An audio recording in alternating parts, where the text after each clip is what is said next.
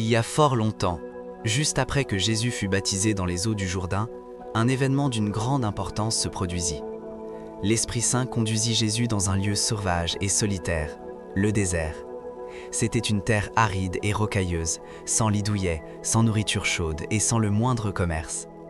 Jésus s'y rendit pour être seul avec Dieu et pour prier avant de commencer sa grande mission, enseigner l'amour de Dieu au monde entier. Pendant 40 jours et 40 nuits, Jésus ne mangea absolument rien. Il jeûnait, ce qui signifie qu'il priait avec tant d'ardeur qu'il en oubliait la nourriture. Il passait ses journées à parler à son Père céleste, se préparant ainsi pour son œuvre sacrée. Au bout de ces 40 jours, Jésus avait très faim. Son estomac criait famine, il se sentait faible et épuisé. C'est alors que le diable, que l'on appelle aussi le tentateur ou Satan, s'approcha de lui en rampant.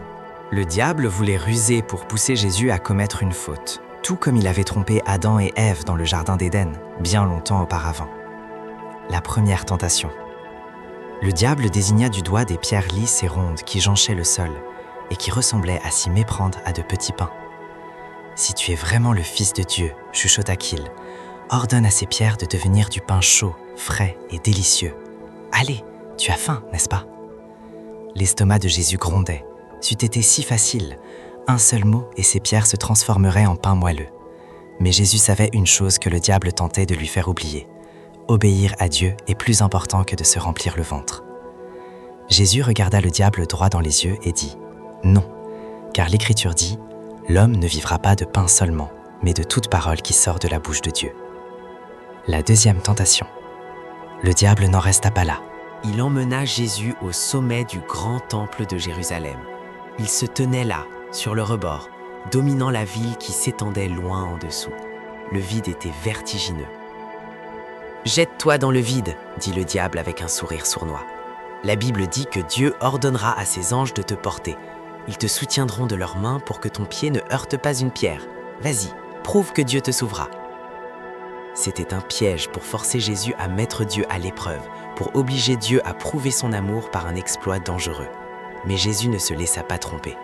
Il répondit « La Bible dit aussi, tu ne tenteras point le Seigneur ton Dieu. » Jésus avait une confiance absolue en Dieu. Il n'avait pas besoin de sauter d'un bâtiment pour le prouver. La troisième tentation.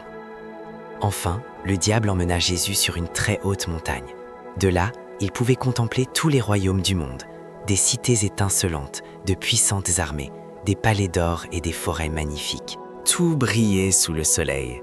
« Je te donnerai tout cela, » déclara le diable en balayant l'horizon d'un geste de la main. « Toute cette puissance, toute cette gloire et toutes ces richesses, chaque royaume, si seulement tu t'agenouilles pour m'adorer. Juste une petite révérence, c'est tout ce que je demande. » C'était la plus grande des ruses, obtenir le monde entier en un seul geste coupable. Mais le regard de Jésus devint ferme et puissant. Il pointa le doigt vers le diable et s'exclama avec autorité. « Arrière, Satan, car l'Écriture dit « Tu adoreras le Seigneur, ton Dieu, et c'est à lui seul que tu rendras un culte. » Jésus ne voulait adorer que Dieu. Aucune offre, pas même le monde entier, ne pouvait le faire changer d'avis. Le diable n'avait plus de tour dans son sac. Il avait perdu.